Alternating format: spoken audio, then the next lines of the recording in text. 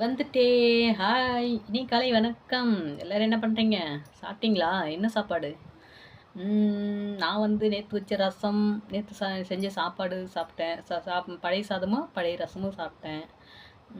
நீங்கலாம் என்ன சாப்பிட்டீங்க? முடிஞ்சா சொல்லுங்க. இல்லனாலும் பரவால்ல, ஒண்ணும் பிரச்சனை இல்ல. நான் வந்து எஃப்எம்ல பேசினேன் அப்படிங்கிறத பத்தி நான் இன்னைக்கு சொல்லப் போறேன். எஃப்எம்ல எப்படி பேசினேன் அப்படின்னா, நான் அடிக்கடி வந்து இப்ப ஒரு 5 வருஷத்துக்கு முன்னாடி என்கிட்ட பட்டன் செல் தான். அப்போ வந்து எஃப்எம் நிறைய கேட்டுருப்பேன். இந்த ஹெட்செட் மாட்டிட்டு எஃப்எம் கேட்குறதுக்கு ரொம்ப பிடிக்கும். ஏன்னா அங்கெல்லாம் பாட்டு சவுண்டாக இருக்குங்க, சரியாக கேட்காது. அதுக்காகவே ஹெட்செட் வாங்கினேன். வாங்கிட்டு பாட்டு கேட்டுருப்பேன்னா, அப்போ வந்து இந்த சூரியன் எஃப்எம்ல வந்து 1 மணிக்கு இது எங்கள் ஏரியா நிகழ்ச்சி போடுவாங்க. அதில் வந்து யார் வேணாலும் கலந்துக்கலாம். அப்படி கலந்துக்கலாம் அப்படிங்கும்போது நான் வந்து ட்ரை பண்ணேன். நம்பர் வந்து நோட் பண்ணி வச்சுருந்து ட்ரை பண்ணேன். ட்ரை பண்ணும்போது அடிக்கடி நம்பர் சொல்லிக்கிட்டே இருப்பாங்க. சூரியன் எஃப்எம் நம்பர் வந்து இப்போ கூட வச்சுருக்கிறேன், நம்பர் வச்சுருக்கேன். அப்போ வந்து நம்பர் போட்டு ட்ரை பண்ணும்போது கிடச்சிச்சு, லைன் கிடச்சிச்சு. லைன் கிடச்ச உடனே அப்புறம் நாங்கள் ஈரோட்டிலேருந்து வெண்ணிலா பேசுகிறோம்பா அப்படின்னோடனே அப்படியே லைனில் இருங்கம்மா, இன்றைக்கி வந்து இந்த டாபிக் தான் பேசணும் அப்படின்னு சொல்லி அதோட கேள்வி வந்து சொல்லிடுவாங்க. அதுக்கு தகுந்த மாரி வந்து திரும்ப வந்து எஃப்எம்ல வெளியேறும் போது அப்படியே சொல்லுங்கப்பா நீங்கள் எந்த ஊர் அப்படின்னு சொல்லி கேட்பாங்க. நம்ம வந்து ஈரோடு மாவட்டம் வெண்ணிலா பேசுகிறேங்க பேசுகிறேங்க மேம் அப்படின்னு சொல்லி நாம் என்ன கேள்வி அவங்க என்ன கேள்வி கேட்டாங்களோ அந்த கேள்விக்கான பதில் நாம் சொல்லணும். அதுமாரி நிறைய டெய்லியுமே நான் வந்து பேச ஆரம்பித்தேன். பேச ஆரம்பிக்கும்போது திடீர்னு ஒரு டைம் என்ன கேள்வி கேட்டாங்கன்னா, இந்த பழைய காலத்தில் அந்த நாடகம் இதெல்லாம் போடுவாங்க இல்லையா, தெருக்கூத்து இதெல்லாம். அதில் வந்து ராமர், லட்சுமணன், சீதை, அயோத்தி, இந்த என்னென்னா அயோத்தின்ற சேனா சாரி எனக்கு இன்னும் வரல. அந்த என்ன மாதவி அதுக்கு தான் அயோத்தின்னு வந்தது. மாதவி, இந்த சனி பகவான், அதில் வந்து இன்னும் நிறைய இந்த நாரதர் அப்படி இப்படின்னு எல்லாம் ஒரு கேரக்டர் சொல்லுவாங்க பார்த்தீங்களா. இதில் ஏதாவது பிழை இருந்தால் மன்னிச்சுக்கோங்க. அந்த நடிக்கிற இதில் மட்டும் நீங்கள் என்னவா இருக்கணும்னு ஆசைப்படுவீங்க அப்படின்னு சொல்லி எல்லார்ட்டையும் கேட்டாங்க. எல்லாருமே வந்து ராமன் சொன்னாங்க, லட்சுமணன் சொன்னாங்க, சீதைன்னு சொன்னாங்க. நான் மட்டும் என்ன சொன்னேன்னா சனி பகவான் சொன்னேன். சனி பகவானாக இருக்கணும், நான் வந்து என்ன கேரக்டரில் இருக்கணும் அப்படின்னா சனி பகவானாக இருக்கணும் அப்படின்னு நான் கேட்டேன். ஏன்க்கா சனி பகவானாக இருக்கணும்னு சொல்லுங்க, அது எப்படி என்ன காரணம் அப்படின்ற மாதிரி அவங்க வந்து அந்த கேள்வியில் கேட்டாங்க. கேள்வியில் கேட்கும்போது தான் வந்து எனக்கு வந்து இப்போன்னு இல்லை, சின்ன பிள்ளையிலேருந்து நிறைய பேருக்கு கொடுக்கணும், கஷ்டப்படுறவங்களுக்கு நிறைய பேருக்கு கொடுக்கணும். ஒரு நிமிஷம் இருங்க. நிறைய பேருக்கு வந்து பின்னாடி தண்ணி சத்தம் கேட்டுச்சாங்க. நிறைய பேருக்கு கொடுக்கணும், என்னால் முடிஞ்சதை கொடுக்கணும் அப்படின்லாம் ஒரு வெறித்தனம் இருக்குது சின்ன பிள்ளையிலேருந்து. ஆனால் என்கிட்ட இல்லை, மனசு நிறையா அவ்வளோ ஒரு ஆசை இருக்குது. ஆனால் என்னால் கொடுக்க முடியல. என்கிட்ட இருந்தாலும் கொடுக்க முடியும், என்கிட்ட எதுவுமே இல்லை. என்னோடய வயிற்றுக்கே நான் போராடிக்கிட்டு இருக்கேன், என் பிள்ளைங்கள வச்சுக்கிட்டு போராடிட்டு இருக்கோம். அதனால் வந்து என்னால் இப்போ கொடுக்க முடியல. ஆனால் நான் வந்து அங்கே பேசின டாபிக் என்ன பேசுனேன்னா, ஆமாப்பா எனக்கு வந்து சின்ன பிள்ளையிலேருந்தே வந்து உதவி செய்யணும் அப்படிங்கிற எண்ணம் இருக்குது. அதனால் நான் வந்து இந்த சனி பகவான்லாம் வந்துட்டு பிடிச்சின்னா, எங்கள் ஊரில் நான் கதை பார்த்துருக்கேன். சனி பகவான் வந்து பிடிச்சி 7.5 வருஷம் வரலையா ரொம்ப கஷ்டத்தை கொடுமா. ஆனால் போகும்போது அவ்வளோ ஒரு வசதி உண்டாக்கிட்டு போமா. அதனால் நான் வந்து என்னால் யாருக்கு எந்த கஷ்டம் இருந்தாலும், ஆனால் நான் வந்து அடுத்தவங்களுக்கு வந்து நிறைய செய்யணும்னு நினைக்கிறேன். அந்த ஒரு மனசு என்கிட்ட இருக்குது. அதனால வந்து எனக்கு சனி பகவானை ரொம்ப பிடிக்கும்.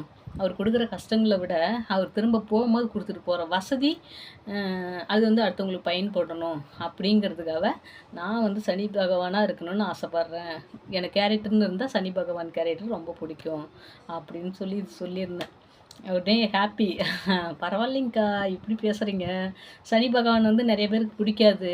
சனி பகவான் அப்படின்னாவே நிறைய பேர் வந்து ஒரு மாதிரி வெறுக்க ஆரம்பிச்சிருவாங்க. ஆனால் நீங்கள் வந்து சனி பகவான் பிடிச்சிருக்குதுன்னு சொல்கிறீங்க அப்படின்லாம் நிறைய நேரம் கொஞ்சம் பேசிகிட்டு இருந்தாங்க. அப்புறம் லைனை கட் பண்ணிவிட்டு அப்புறம் பேசிகிட்டு இருந்தாங்க.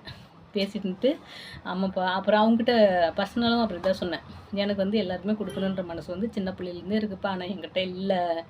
அதால் வந்து நான் சனி பகவானாக இருந்து நிறைய பேருக்கு வந்து என்னால் எவ்வளோ கஷ்டத்தை வந்தாலும் திரும்ப நான் வந்து நிறைய பேருக்கு கொடுக்கணுன்ற அந்த எண்ணம் இருக்கிறதால சனி பகவானும் அப்படி தான் செய்வார். கடைசியில் போகும்போது நிறையா அள்ளி கொடுத்துட்டு போவாராம். அதுமாரி எனக்கும் வந்து ஒரு நேரங்காலம் நல்ல வாழ்க்கையாக மாறி ஒரு வசதி வாய்ப்பு வந்து நான் வந்து நிறைய பேருக்கு செய்யணும். இது வந்து கதைக்காகவும் இல்லை, உண்மையாகவே டைரெக்டாகவும் நான் இதுமாரி மாறணும் அப்படின்னு பண்ணேன். சரிக்கா, சூப்பர்க்கா வாழ்த்துக்கள்க்கா அப்படின்னு சொல்லி அந்த பொண்ணு வாழ்த்து சொன்னாங்க. நல்லா பேசுவாங்க, இந்த நர்மதா சிஸ்டர் வந்து நல்லா பேசுவாங்க. அப்புறம் நான் சும்மா ஒரு 4 நாள் தான் எஃப்எம்க்கு கால் பண்ணியிருந்தேன். 5வது நாள் அவங்களா திரும்ப ஃபோன் போட ஆரம்பிச்சிட்டாங்க. நான் கூப்பிட்ற வேலை இல்ல. சரி விட்றா இன்னைக்கு நமக்கு வேலை இருக்குது அப்படின்ட்டு விட்டுருவேன். தேங்காய் தூக்கலாம் போவோம். கடைக்கு லீவு, கடைக்கு வேலை இல்ல அப்படிங்கும்போது இந்த லாக்டவுன் தான். லாக்டவுன் வந்ததுல்ல அப்பதான். அப்புறம் தேங்காய் தூக்கிறதுக்குலாம் போவோம். தேங்காய் சுமக்கிறது. அங்கே வந்து தேங்காய் சுமக்கிறதுன்னு சொல்லுவாங்க.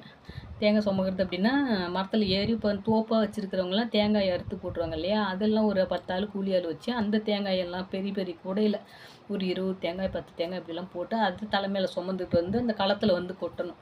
அவங்க எங்க கொட்ட சொல்றாங்களோ அந்த இடத்துல வந்து கொட்டணும். அந்த மாரி வேலைக்கு நான் போவேன். அப்போ வந்து செல் எடுத்துகிட்டே போயிருந்தேன்னா, வேலைக்கு போது டக்குன்னு ஃபோன் வருது. என்னடா எஃப்எம்லேருந்து கூப்பிட்றாங்களே அப்படின்னு சொல்லி திரும்ப அட்டன் பண்ணால், அக்கா அக்கா இன்னைக்கு இந்த டாபிக் அண்ணு பேசுங்க நான் கால் பண்ணுறேன் அப்படின்னு சொல்லிட்டு வச்சுருவாங்க. அப்புறம் திரும்ப உடனே கால் பண்ணி லைன் கொடுப்பாங்க. அக்கா லைன் கொடுக்குறேன் பேசுங்க அப்படின்னு சொல்லிட்டு திரும்ப ஃபோன் போட்டு லைன் கொடுப்பாங்க. லைன் கொடுத்தோடனே என்ன டாபிக்னு வந்து என்கிட்ட ஃபஸ்ட்லேயே வந்து சொல்லிடுவாங்க. சொல்லிவிட்டு திரும்ப உடனே சொல்லின உடனே அப்படியே லைன் கொடுத்துருவாங்க. இதுதான்க்கா. அப்புறம் அவங்க முன்னாடி வேறு கஸ்டமருக்கு கேட்குற மாதிரி லைன் கொடுத்த உடனே, அக்கா இன்னைக்கு இதுதான் தலைப்பு, நீங்கள் சொல்ல வேண்டிய கருத்து என்ன அப்படின்னு சொல்லி சொல்லுவாங்க. நிறைய கருத்துக்கள் அதில் சொல்லியிருக்கேன். ஆனால் அப்புறம் எனக்கு தெரிஞ்ச கருத்து நான் சொல்லுவேன். அதுமாரி மற்ற லேடிஸ்க்கு தெரிஞ்ச கருத்து அவங்க சொல்லுவாங்க. அதில் தான் வந்துட்டு இன்னொரு எஃப்எம்மில் வந்து அது வந்து அந்த பழைய கால கோடை எஃப்எம் இல்லை, கோடை எஃப்எம் என்னன்னு தெரியல, திருப்பூர் கணக்கம்பாளையம் கவிதாக்கா அவங்க வந்துட்டு அடிக்கடி அந்த வாய்ஸு சூப்பராக இருக்கும். அந்த கோடை எஃப்எம் தான் நினைக்கிறேன். அந்த எஃப்எம்மில் பேசும்போது திருப்பூர் கணக்கம்பாளையம் கவிதா அப்படின்னு சொல்லும்போது அந்த அக்காவோட வாய்ஸ் அப்படி ஒரு சூப்பராக இருக்கும். ரொம்ப பிடிக்கும். அந்த எஃப்எம்மில் பார்த்தீங்கன்னா பாட்டு கேட்குறது, நம்ம என்ன பாட்டு கேட்குறோமோ அந்த பாட்டு போட்டு விடுவாங்க. அப்போ வந்து ஒரு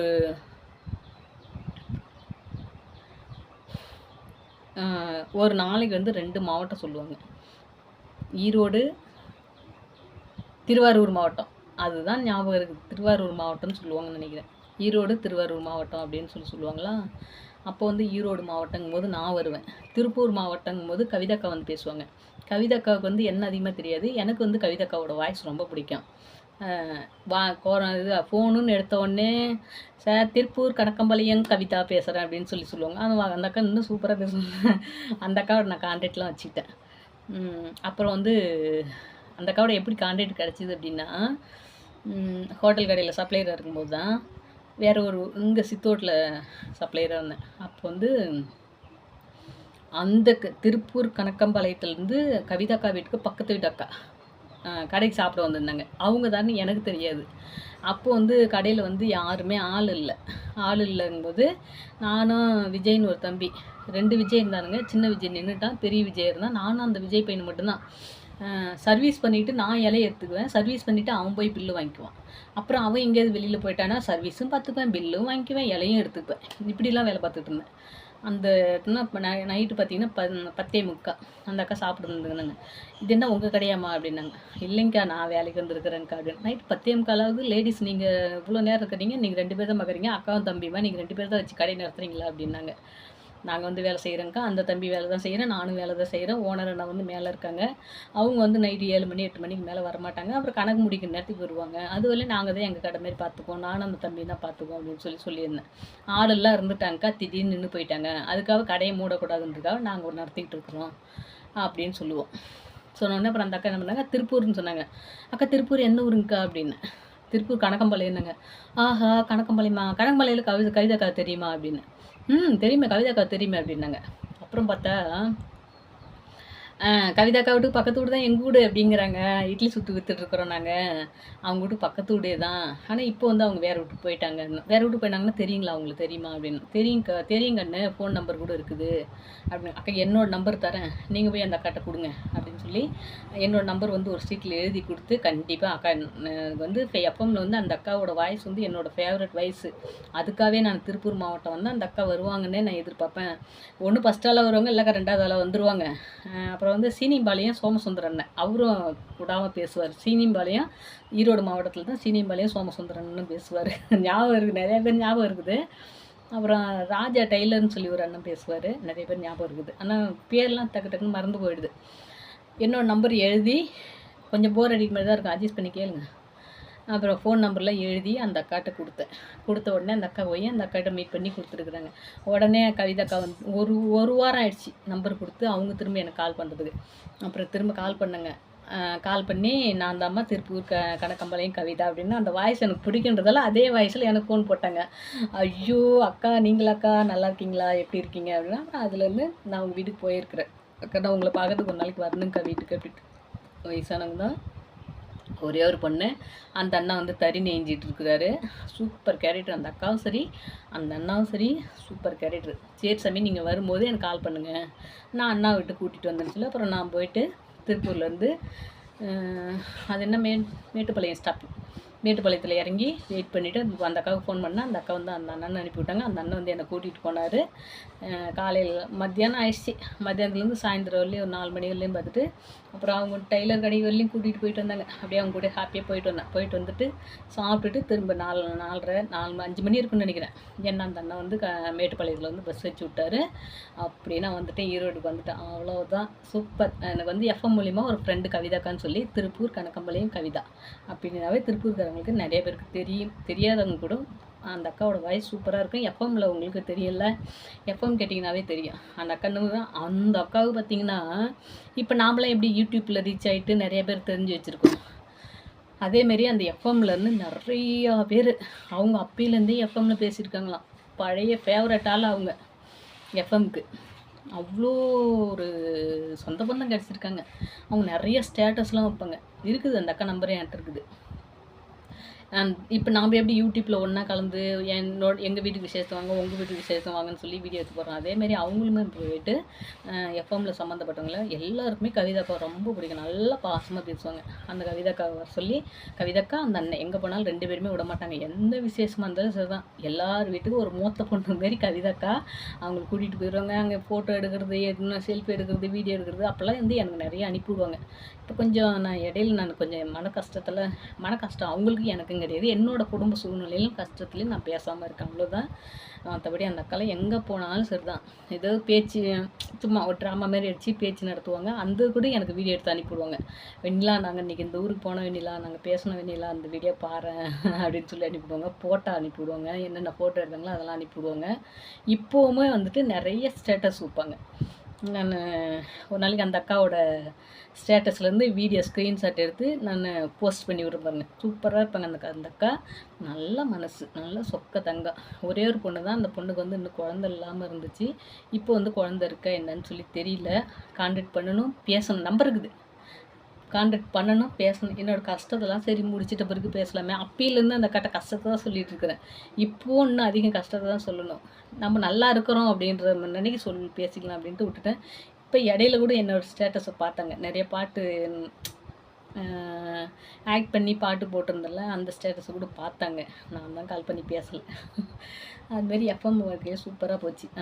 அதுக்கப்புறம் பார்த்திங்கன்னா நான் திரும்ப வேறு கடைக்கு மாறிட்டேன். அந்த கடையிலேருந்து வேறு கடைக்கு மாறி எனக்கு நர்மதா வந்து ஃபோன் போட்டுக்கிட்டே தான் இருப்பாங்க. அந்த கரெக்டாக 1 மணி ஆயிடுச்சுன்னா ஃபோன் போட்டுக்கிட்டே தான் இருப்பாங்க. அப்புறம் நானாக ரீசனாக சொல்லிட்டேன், இல்லைப்பா நான் வேலை செய்கிறது வந்து பாத்திரம் கழுவுற வேலையாக இருந்தாக்க நான் வெளியில் வந்துட்டு பேசலாம். நான் வந்து சப்ளையர் வேலைக்கு வந்திருக்கிறேன். என்னால் வந்து கான்டாக்ட் பண்ண முடியாது. நீங்கள் ஃபோன் போட்டாலும் அட்டன் பண்ண முடியாது சூழ்நிலை. அப்படி இருந்தும் நான் ஒரு 10 நாள் ரூமில் கண்ணாடி ரூமில் ஃபேமிலியெல்லாம் சாப்பிடுவாங்கள்ல, அந்த ரூமில் போயிட்டு கண்ணாடி ரூமில் போயிட்டு பேசியிருக்கேன். பேசி இது அக்கா டாபிக் இதுதான்க்கா பேசுங்கக்கா அப்படின்னு சொல்லிடுவாங்க. அதுக்கும் பேசியிருக்கேன். அப்புறம் ஓப்பனாகவே அந்த நர்மதா நின்னவுடனே ஜாஸ்மி தான் அந்த சிஸ்டரும் போடுவாங்க. அவங்க மட்டும் அக்கா வெண்ணிலாவா அப்படின்னுங்க. ஆமாம் கண்ணு அப்படின்னு. இதுமாதிரி எஃப்எம்லேருந்து பேசுகிறேங்க்கா, நீங்கள் இதுமாதிரி பேசுங்க அப்படின்னு. சரி கண்ணு அப்படின்ட்டு அப்புறம் நர்மதாட்ட உண்மையை சொல்லிட்டேன். நான் போகிறது வந்து சப்ளையர் வேலைக்குப்பா, வேறு வேலை இருந்தால் கூட பேசலாம். சப்ளையர் வேலைன்றது 12 மணிலேருந்து 3 மணி வரலையும் நிற்க முடியாத கூட்டம். அந்த அளவுக்கு ஓடிட்டுருக்கும் அந்த கடையில் வியாபாரம். இது வேறு நான் ஃபோன் போட்டு ஓனர் ஏதோ பேசக்கொள்ள இதே சத்தம் போட்டுருவாங்க. வேண்டாம், முடிஞ்சால் நம்ம அட்டன் பண்ணுறேன், அட்டன் பண்ணலங்கும் போது விட்டுருங்க அப்படின்னு சொல்லிட்டேன். அப்புறம் அதுலேருந்து தான் அப்புறம் எனக்கு ஃபோன் போட்டாங்க. ஒரு 3-4 நாள் தொடர்ந்து போட்டு தான் இருக்கிறாங்க. நான் பார்த்துருக்குறேன். அப்புறம் அட்டன் பண்ணல அப்படின்றது தான் அப்புறம் அப்படியே நிறுத்திட்டாங்க. அப்புறம் ஒரு நாள் ஈவினிங் 4 மணிக்கு அந்த தம்பி பேர் என்னன்னா ஞாபகம் இல்லை, நல்ல பேர். அந்த தம்பிக்கிட்ட பேசியிருக்கேன். அதுக்கப்புறம் அதோட சரி, எஃப்எம் கான்டாக்டே இல்லை. ஆனால் இங்கேருந்து ஈரோடு போயிட்டு திரும்ப வந்து எஃப்எம்மில் பேசுகிற மாதிரி பார்ப்பேன், முயற்சி பண்ணுவேன். சூப்பர், அதெல்லாம் செம்ம. நான் தெரிஞ்ச ஒரு கவிதையும் சொல்லியிருக்கேன் கோடை எஃப்எம்மில். சரிப்பா, ரொம்ப பேசி அறுத்துட்டேன்னு நினைக்கிறேன். பாய், வணக்கம். விடை பெறுற வணக்கம் அது. Okay okay okay. எனக்கு வந்து இது ரொம்ப நாளாக வந்து யூடியூப்பில் வந்து சொல்லணும் அப்படின்லாம் ஒரு ஆசை. நான் இப்படிலாம் பேசினேன் அப்படின்னு சொல்லணும்னு ஆசை. அதுவும் அதுலேயும் இன்னொன்று என்னென்னா, கவிதாக்கா பற்றி ரொம்ப பெருமையாக பேசணும்னு எனக்கு ரொம்ப ரொம்ப ஆசை. இந்த வீடியோ வந்து யாராவது திருப்பூரில் இருக்கிறவங்க யாருக்காவது கனகமலை தெரிஞ்சிருந்தீங்கன்னா கண்டிப்பாக ஷேர் பண்ணி விடுங்க. நான் இன்னும் அந்த அக்காக்கிட்ட என்னோடய சேனல் கொடுக்கல. அவங்களுக்கு வந்து என்னோடய சேனல் வந்து யதார்த்தமாக கிடைக்கணும் அப்படிங்கிறது தான் என்னோடய ஆசையும் கூட. நீங்கள் முடிஞ்சால் ஷேர் பண்ணி விடுங்க. ஓகே, பாய்.